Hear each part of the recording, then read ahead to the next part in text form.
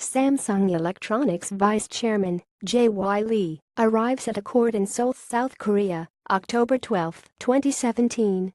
Reuters Reuters J.Y. Lee, the billionaire heir to South Korea's Samsung Group, should find some comfort that its crown jewel Samsung Electronics Company Limited has reported record profit every quarter since he was jailed in February, making him even richer.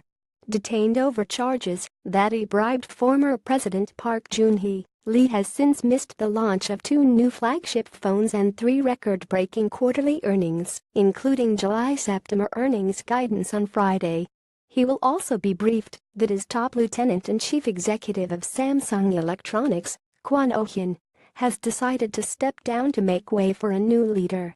Kwon, who was expected to take a bigger role following Lee's arrest and the departures of other key executives in the wake of the bribery scandal, made a surprise announcement on Friday when Samsung also forecast record quarterly profit on the back of the memory chip business. While Lee is unable to do much to minimize the leadership vacuum at one of the world's biggest technology firms, the 49-year-old Samsung scion will get some solace that Samsung is chugging along without him. He may also like to know his wealth, in terms of his stake in Samsung Electronics, has increased by at least 45% since his arrest. His Samsung Electronics stake, albeit below 1%, is now worth $2.3 trillion, $2.0 billion. Lee also received at least $11.8 billion, $10.5 million in dividends from Samsung Electronics during his detention and $837 million in pay during the first half of 2017.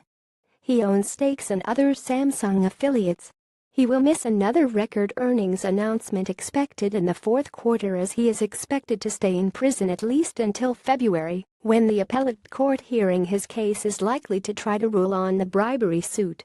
While some investors worry about a prolonged leadership vacuum, and Kwon warned that Samsung was struggling to find new growth engines, others seemed more sanguine.